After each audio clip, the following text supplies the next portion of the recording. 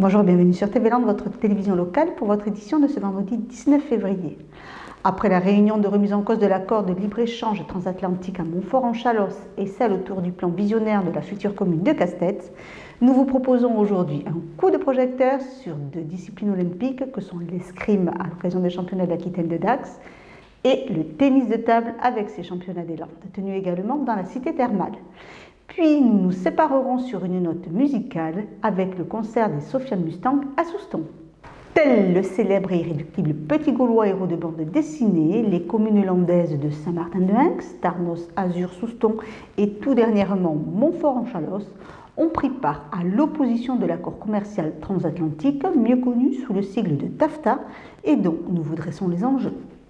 Depuis peu, la commune de Montfort-en-Chalosse vient de se déclarer hors TAFTA. Mais le TAFTA, qu'est-ce que c'est ? Eh bien, le TAFTA, c'est un projet d'accord commercial entre les États-Unis et l'Europe qui se négocie actuellement. Les négociations sont encore en cours et je dirais que les gens qui les ont conçu le TAFTA pensaient que ça allait passer très vite. En fait, les négociations durent parce que le peuple est en train de se réveiller, les citoyens sont en train de se réveiller et de voir qu'avec ce projet d'accord commercial se cachent derrière des dangers potentiels énormes. Si le TAFTA venait à être un jour conclu, eh bien, beaucoup de ce que nous connaissons actuellement, notre démocratie, notre alimentation, notre justice, notre éducation, notre santé, tout cela, tout ce que nous connaissons actuellement, eh bien, serait fortement remis en question et serait dévalorisé. Ça, nous n'avons pas peur, ça serait tiré vers le bas. On n'a pas peur de le dire et on est dans la vérité quand on dit ça. Je ne veux pas faire le procès ici, mais très peu de pays sont au courant de ce qui se passe, de ce qui se trame, on va dire, de ce qui se trame. Il faut savoir que le président Hollande, 5 mois après les négociations, déclarait: il faut aller vite parce que sinon, les négociations vont engendrer de la peur et de la crainte auprès de la population. Voilà ce que disait François Hollande en février 2014. Il disait ça à Barack Obama. Il faut que les négociations aillent vite et qu'on en sorte vite parce qu'autrement, il y aura des problèmes. Et les problèmes, ils y sont. Et nous pensons vraiment continuer à leur en poser de plus en plus. Dans les Landes, plusieurs communes se mobilisent contre cet accord commercial en installant une signalisation sous les panneaux de ville. Une façon de faire passer un message national. Nous avons lancé une campagne de signalisation des territoires hors TAFTA. Cette campagne maintenant est présente dans toute la France. Nous avons des panneaux communes hors TAFTA en Meurthe-et-Moselle, dans le Finistère, en Dordogne, dans le Gard, en Isère, partout. Alors, ces panneaux, ça n'a l'air de rien, mais permettent de diffuser l'information et de faire connaître le TAFTA. Alors déjà, c'est une prise de position que nous avons eue au conseil municipal qui a été prise, je tiens à le préciser, à l'unanimité. Il n'y a pas eu d'exception. Donc ensuite, c'est la seule façon pour nous, à notre niveau, de transcrire ce désaccord. Disons qu'on s'attend, enfin personnellement, je m'attends à ce que les gens, dès qu'ils vont voir ce panonceau, vont nous poser des questions. Tout le monde n'était pas à la réunion aujourd'hui, il va y avoir des curieux qui vont vouloir savoir qu'est-ce que c'est. Bon, à nous après derrière de faire passer l'info, et puis oui, c'est vrai que ça... on va faire passer le message comme ça d'une commune à l'autre, petit à petit. Et c'est un travail de fourmi, quoi. Plus on est, plus ça aura de portée pour être contre ce traité, c'est sûr. Demain se prépare aujourd'hui. Fidèle à cette formule, la municipalité de Castets avait donné rendez-vous à ses administrés en ce début d'année pour penser au mieux l'avenir du village. Fort d'environ 2000 âmes aujourd'hui, mais destiné à prendre de l'ampleur dans les années à venir.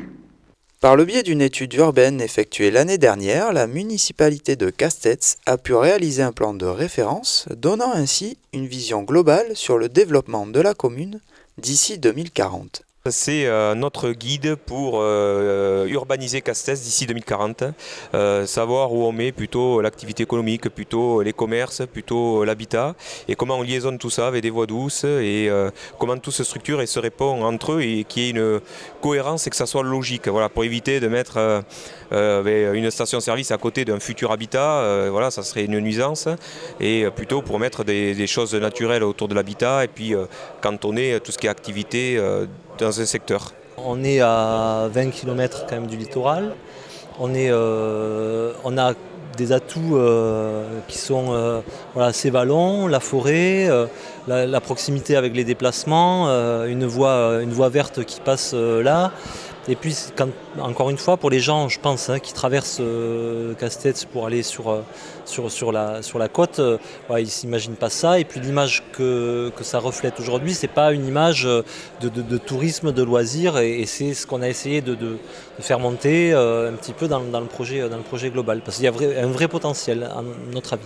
Et là, l'idée, c'était de prendre du recul et de voir le village de loin. Et cette idée qu'il a eue du Camino de l'Erial, là, cette voie douce qui sera uniquement dédiée aux piétons et aux cyclistes, et ça c'est une idée magique, parce que moi j'imagine bien, je vois bien le week-end, les familles déambuler là, les sportifs faire leur footing, enfin ça va être un lieu magique, ce lieu va être magique. 24 ans pour réaliser plusieurs projets au sein du village, en commençant tout d'abord par les plus primordiaux. Et on voyait petit à petit notre centre-bourg partir sur le nœud routier.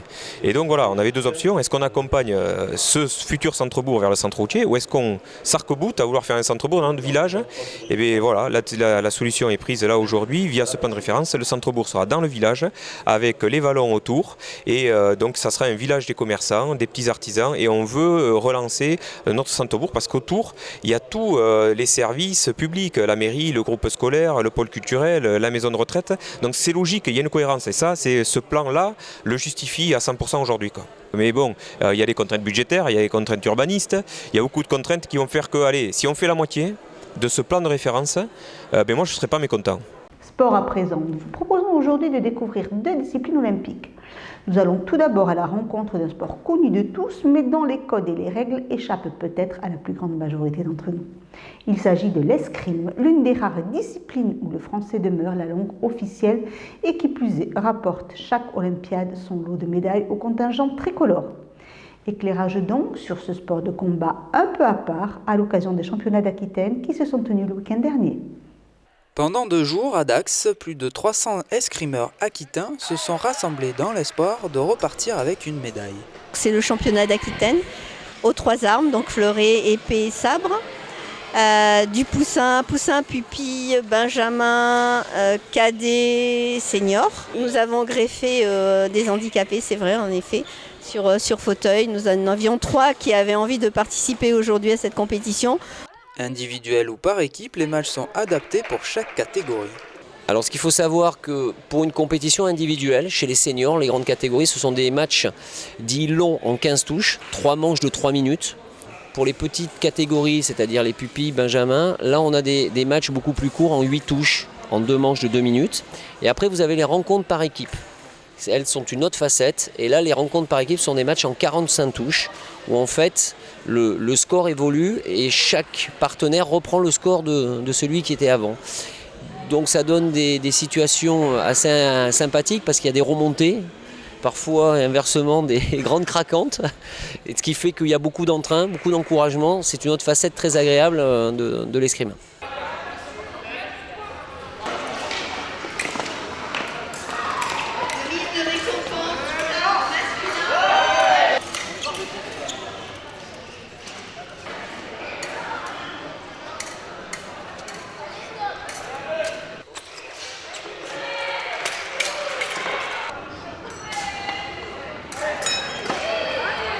Équipés de la tête aux pieds afin d'assurer au mieux l'escrimeur lors des combats. Alors bien évidemment on a un masque, puisque Zorro n'a pas de casque sur la tête, mais un masque ne doit pas être reconnu. Donc ensuite vous avez une veste et un pantalon, c'est ce qu'on appelle la tenue, qui sont des tissus en Kevlar, avec une résistance à 850 newtons de résistance. Après ce sont des chaussettes, et bien évidemment donc, vous avez les armes qui elles font 1 mètre, 1 mètre 10, et qui pèsent entre 500 et 600 grammes. Un sport qui demande une réelle concentration et de réflexe pour pouvoir surprendre l'adversaire. C'est un sport de concentration, c'est un duel, c'est un combat qui ne permet pas une demi-seconde d'attention, sinon on est rappelé très rapidement à l'ordre. Ce qui fait que c'est un sport très intéressant pour les enfants qui ont des difficultés de concentration. C'est aussi un des aspects intéressants de l'escrime sur cette dimension éducative. Après plusieurs duels, le club de Dax remporte quelques médailles, de quoi se réjouir de leurs efforts.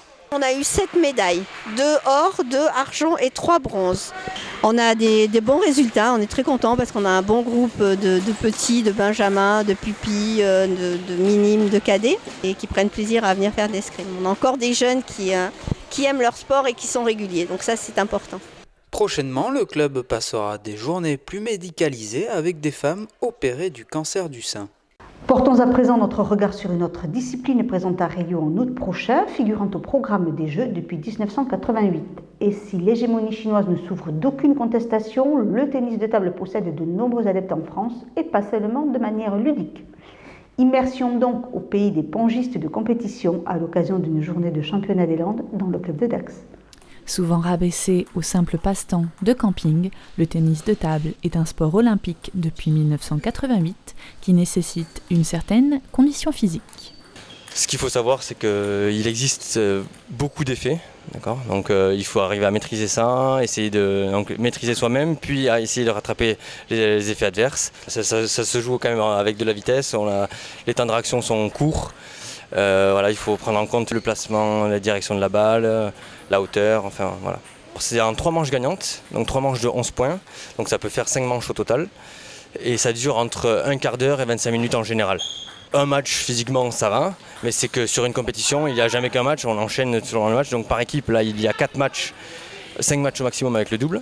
Et après quand on fait des compétitions individuelles, c'est soit sur un jour au niveau départemental régional, où là ça comprend entre 6 et 7 matchs dans la journée, soit c'est au niveau national, et là par contre ça fait 15 matchs sur le week-end quoi. Donc du coup voilà, ça demande une condition physique autre que le ping-pong qu'on va au camping où on bouge pas, on renvoie la balle comme ça. Vous l'aurez compris, le tennis de table à ne pas confondre avec le ping-pong, mais le plaisir de jouer est le même. Il y a une super ambiance, c'est très sportif, très fair-play. Et disons que je m'éclate, même à mon âge. Voilà, c'est la raison pour laquelle je continue à faire du tennis de table, ayant commencé très très tard, vers la cinquantaine. Et cette année encore, je représente l'Aquitaine au championnat de France des plus de 70 ans, des vétérans 4. Donc je suis très fière de pouvoir représenter l'Aquitaine. C'est ça qui est bien parce que là notamment dans ce championnat par équipe, à partir de 12 ans on peut y participer. Et donc des fois ça fait des rencontres, quelqu'un qui a 40 ans contre un garçon de 12 ans. Comme la force rentre en compte mais moins que dans d'autres sports, et mais du coup ça permet à tous d'avoir une chance de pouvoir gagner. La technique prime sur la force. On a de tout, des loisirs, des jeunes, on a beaucoup de jeunes, on a 65% du club qui sont des jeunes. Et au niveau de l'Aquitaine, on a souvent des bons résultats. Et on fait partie des 10 meilleurs clubs aquitains au niveau de la formation en tout cas. Toutes les équipes en fait, que ce soit du plus bas niveau départemental au plus haut niveau, c'est des équipes de 4 joueurs. Nous on a 7 équipes, donc là on en a 3 au niveau départemental 2, une au niveau pré-régional, 2 niveaux régional 3 et une équipe en niveau pré-national. Donc, c'est bien, ça ne nous était jamais arrivé d'avoir une équipe à ce niveau-là. C'est donc dans une ambiance conviviale et fraternelle que le club de tennis de table d'Aqua souhaite continuer de gagner des places dans les championnats. Musique maintenant avec un groupe bordelais. Sofiane Mustang a su mettre l'ambiance à la salle Roger Hanin lors de sa venue à Souston. Retour en images sur la performance de ces 7 musiciens de talent. Le groupe Sofiane Mustang était en concert à Souston. Ces 7 musiciens venus tout droit de Bordeaux ont apporté avec eux leur univers musical aux influences rock, folk, country et mariachi. Sofiane, ça représente, Sofiane c'est pour Sofia, capitale de la Bulgarie, et Mustang c'est donc Sofiane à l'est, et Mustang c'est le cheval, la bagnole qui symbolise les États-Unis on va dire. Et voilà, c'était l'idée de faire le pont en fait entre des influences musicales et de l'Est et de l'Ouest. Ça donne donc Sofiane Mustang.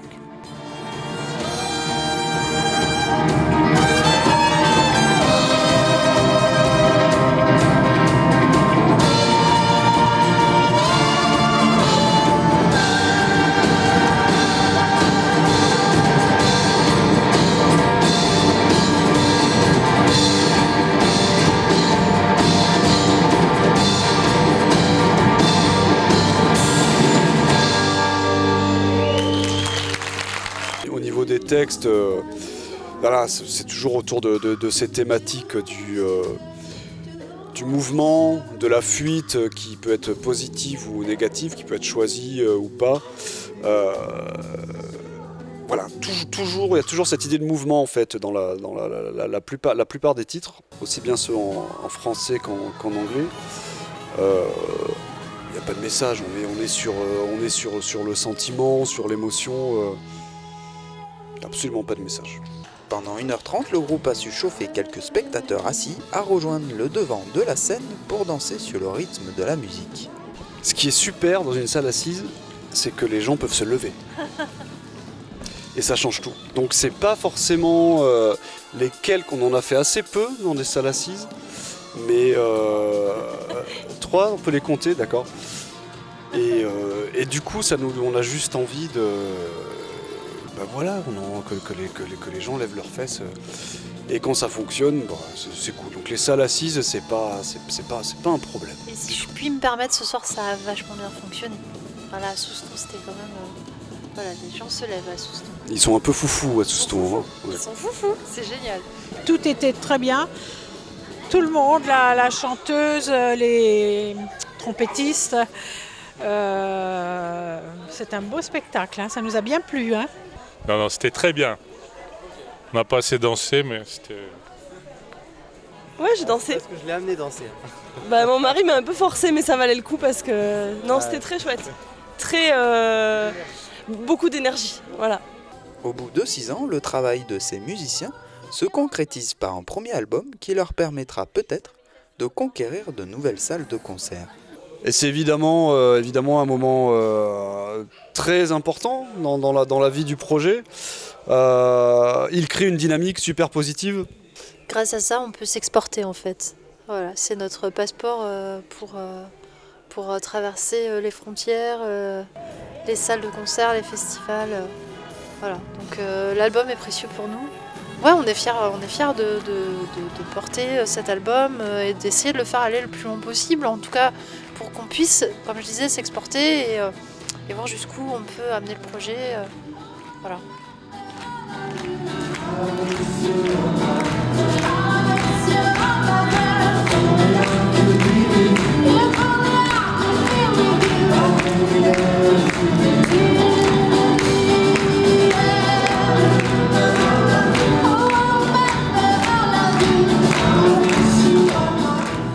Il faut pas oublier de vivre aujourd'hui. Ouais, mais demain on fait quoi?